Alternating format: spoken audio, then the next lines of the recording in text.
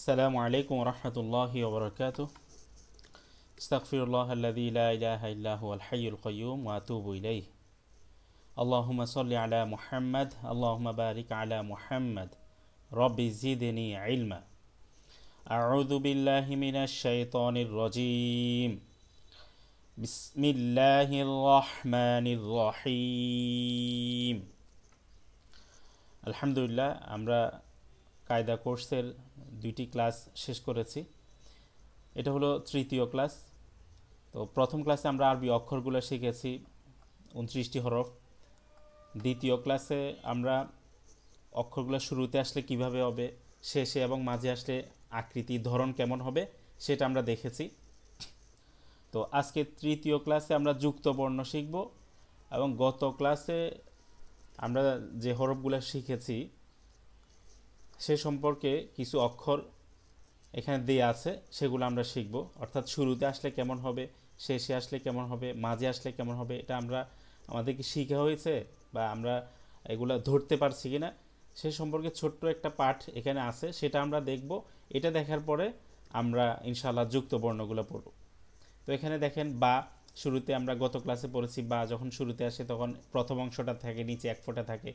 Gym শুরুতে আসলে মাঝে আসলে এভাবে থাকে, দুই পাশে দুইটা অক্ষর থাকে, আর এখানে জিমের মাথার জিমের যে শেপটা আছে, আকৃতিটা আছে, সেটা থাকবে। এটা বা, এটা জিম, নিচে এক ফোঁটা, এটাও নিচে এক ফোঁটা, কিন্তু বা এর শেপ আর জিমের শেপের মধ্যে একটু পার্থক্য আছে। বা হচ্ছে এই শেপটা থাকে আর জিমের হচ্ছে এই শেপটা থাকে। তাহলে এটা বা, এটা জিম। এটা হলো ফা, একটা গোল চিহ্ন আছে, তার উপর একটা ফোঁটা। এটা সদ, অর্থাৎ এটা শুরুর ফা, এটা শুরুর সদ। এটা শুরুর মিম, এটা হলো শুরুর হা।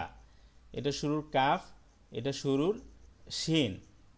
আর এটা হলো শেষের আইন, শেষের আইন এভাবে থাকবে। আইন, এই আইন, এখানে একটা অক্ষর থাকবে, আর এটা হলো আইন।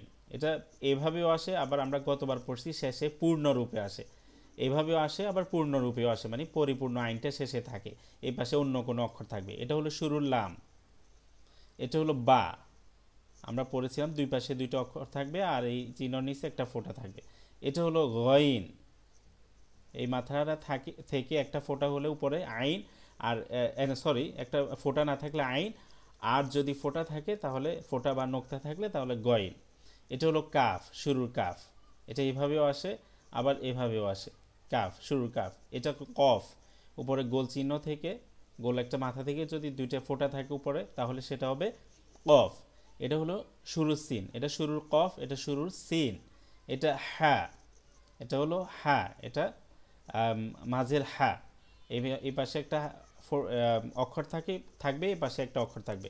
অনেক সময় হা, শুরুর হাটাও এমন হয়, এখানে একটু কম থাকবে এই মাথাটা, শুরুর হা এইভাবে আসে, এভাবে এসে এখানে অন্য একটা অক্ষর থাকবে। এটা হলো শুরুর তা, উপরে দুইটা ফোঁটা থাকবে। কফ এবং তা একটা পার্থক্য আছে, আমরা গত ক্লাসে বলেছিলাম। এটা হলো মিম, মাঝের মিম। এই পাশে একটা অক্ষর থাকবে, এই পাশে থাকবে, আর মাঝে এরকম থাকবে, তাহলে এটা হলো মাঝের মিম। এটা হলো শুরুর দদ, দদ। এটা শুরুর দদ, দদের মাথায় থাকবে, এখানে অন্য কোনো অক্ষর থাকবে। এটা শুরুর খ, এটা শুরুর জিম, মানে এখানে যদি একটু বাড়তি থাকে বুঝতে হবে এটা মাঝের জিম, মাঝের খ অথবা মাঝের জিম। আর যদি একটু কম থাকে বুঝতে হবে এটা হলো শুরুর খ, শুরুর জিম। ঠিক আছে। তারপরে এটা হলো ইয়া, নিচে দুই ফোঁটা, এটা হলো ইয়া। উপরে দুই ফোঁটা থাকলে তা, নিচে দুই ফোঁটা থাকলে একটা দাঁত, নিচে দুইটা ফোঁটা, এটা ইয়া, মাঝের ইয়া। এখানে একটা অক্ষর থাকবে, এখানে একটা অক্ষর থাকবে। এটা হলো শুরুর সা। আর এটা হলো শেষের হা, শেষের হা আমরা পড়েছিলাম গত ক্লাসে। এটা হলো মাঝের হা। এটা হলো হামজা। এই দাগটা থেকে যদি নিচে এক ফোঁটা থাকে বা, উপরে এক ফোঁটা থাকলে নুন, উপরে দুইটা ফোঁটা থাকলে তা, কিন্তু এই দাগটা থেকে যদি উপরে এরকম এই চিহ্নটা হয় ছোট, তাহলে এটা হবে হামজা। এটা হলো গইন, শুরুর গইন। এটা হলো ফা, শুরুর ফা। এটা শুরুর নুন, এটা আইন শুরুর। তাহলে আমরা গত ক্লাসে যে পড়াটা পড়েছি এই ক্লাসেও আমরা শুরুতে আবার মাঝামাঝি অক্ষরগুলো কীভাবে হয়, কিছু অক্ষর আমাদের সামনে উপস্থাপন করা হয়েছে, আমরা সেগুলো দেখলাম। এখন আমরা যাচ্ছি যুক্ত বর্ণে। দেখেন এটা হলো শুরুর বা, বায়ের সাথে লম্বা, এটা আলিফ। আমি বলেছিলাম যে আলিফটা ডান পাশে লাগানো থাকে আর লাম বাম পাশে লাগানো থাকে। এটা দেখেন ডান দিকে লাগানো, এটা আলিফ, এটা বা, ওই যে বা এর প্রথম অংশটা, এটা বা, এটা আলিফ, এটা হা, এটা বা, ওই তো বা এর হায়ের প্রথম অংশটা, মানে হায়ের যে শেপটা আছে সেটা দিয়ে আছে। আর যদি এখানে একটু বাড়তি থাকে এটা মাঝের হা বোঝাবে, এটা হলো শুরুর হা। আর এটা বা, হায়ের সাথে বা লাগানো হয়েছে। এটা হা, দেখেন হায়ের মাথাটা, হা বা কখনো এভাবে লেগে আসে যুক্ত বর্ণে, আবার অনেক সময় হা জিমের সাথে আসলে, অন্যান্য অনেক অক্ষরের সাথে, কিছু অক্ষরের সাথে আসলে হাটা এভাবে আসে, নিচে অন্য একটা অক্ষর থাকে, এটা হা, এটা তখন শুরুর হা হয়ে যায়। এটা হা, কিছু কিছু সময় হাটা কিছু সময় এভাবে আসবে, হা এটা। আর এটা হলো জিম, হা উপরে হা, এটা জিম, এটা শুরুতে জিম, জিমের সাথে একটা দাল লাগানো হয়েছে, জিম, এটা দাল, জিম, দাল। এটা মিম, আমরা পড়েছি শুরুর মিম এভাবে হয়, এটা মিম। আর মিমের পাশে হচ্ছে আইন, আমরা বলেছিলাম আইনটা শেষে যখন আসে পরিপূর্ণ শেপটা আসে, এটা আইন। আইন না মানে প্রত্যেকটা অক্ষর যখন শেষে আসে তখন পূর্ণরূপে আসে, মানে অক্ষরটা পরিপূর্ণভাবে আসে, এটা মিম, এটা আইন, এটা আইন, এটা সদ, আইন, সদ। আইনটা পড়ার সময় একটু গলার, মানে গলার মধ্যভাগ থেকে উচ্চারণ, এটা ভিতর থেকে আনতে হবে, আইন, এটা আইন। আর এটা সদ, মানে শেষের সদ, আইন, সদ। এটা জ, আর এটা লাম, এটা হলো জ, এটা হলো লাম, জটা শুরুতে আসলে এভাবে আসে, আর এটা শেষের লাম, এটা লাম, এটা হলো কাফ, লাম আমরা শুরুর লাম দেখেছি, সোজা এসে বামে লাগবে, এটা সোজা এসে বাম পাশে লাগানো হয়েছে, আর শেষের কাপটা দেওয়া হয়েছে, এটা লাম, এটা কাফ। এটা হলো হা, আমরা পড়েছি এটা হা, শুরুর হা। আর এটা হলো ওয়াও, এটা লাম, এটা হলো শেষের হা, আমরা এটা ইতিপূর্বে ক্লাসে দেখেছি। এটা হা, এটা মিম, এটা হলো শুরুর হা, এটা হলো মিম, যদি এখানে একটু বাড়তি থাকতো তাহলে এটা মাঝের হা হতো। এটা মিম, শুরুর মিম, এটা হলো নুন, মিমের সাথে মিম নুন লাগানো হয়েছে।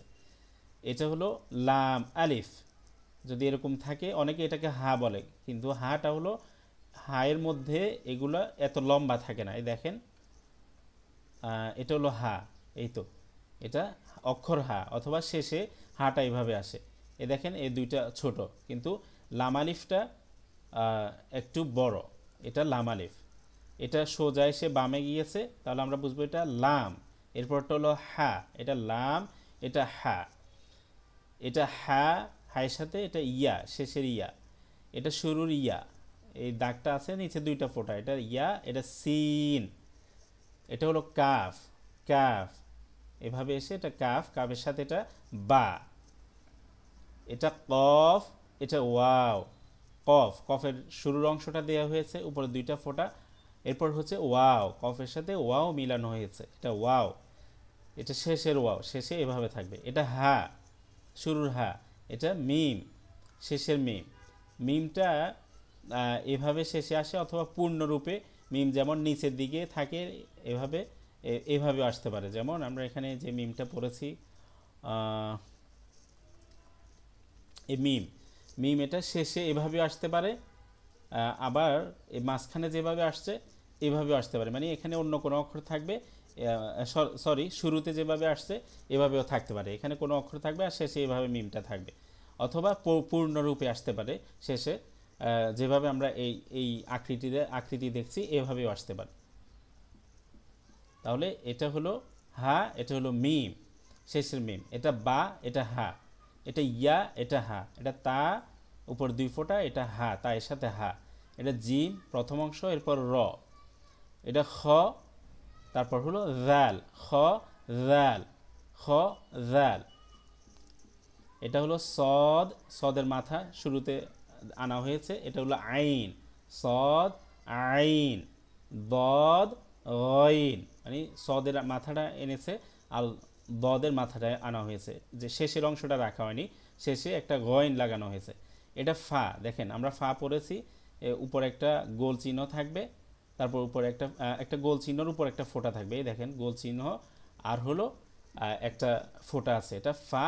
আর এটা নিচে জিম, এটা শুরুতে নিচে দুইটা ফোঁটা, এটা ইয়া, তারপর হলো ফা, এটা ইয়া, এটা ফা, এটা লাম, তারপর হলো হামজা, ওয়াও। যখন লাম ওয়াওর উপরে হামজা থাকে তখন হামজাটাকে ধরা হয়, হামজাটাকে প্রথমে বলতে হবে ইয়ার উপরে অথবা ওয়াওর উপরে যদি হামজা থাকে, এটা লাম হামজা ওয়াও এভাবে পড়তে হবে। এটা জিম হামজা ইয়া, যখন জবর জের পেশ থাকবে আমরা যখন বানান করে পড়ব তখন সেখানে শুধু হামজাটা ধরা হবে। যদি ওয়াওর উপরে অথবা ইয়ার উপরে হামজা থাকে তখন হামজাটাকে ধরে বানানটা করতে হবে। তাহলে আমরা এখনও যেহেতু জবরজের পেশ পড়ি না, তাহলে আমরা তিনটাই বলি, এটা লাম, এটা হামজা, এটা ওয়াও, এটা জিম, এটা হামজা, আর এটা হলো ইয়া। তাহলে আলহামদুলিল্লাহ আমরা আজকে যুক্ত বর্ণের প্রথম ক্লাস শেষ করলাম। যুক্ত বর্ণের আমরা ইনশাল্লাহ আরও ক্লাস করব, আরও একটা দুইটা ক্লাস হতে পারে, দুইটা না হলেও একটা ক্লাস হতে পারে ইনশাল্লাহ।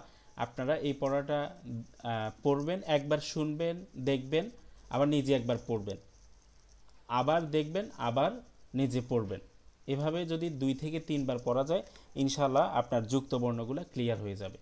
তো সাথে থাকবেন সবাই। সালামু আলাইকুম ওয়া রাহমাতুল্লাহি ওয়া বারাকাতুহু।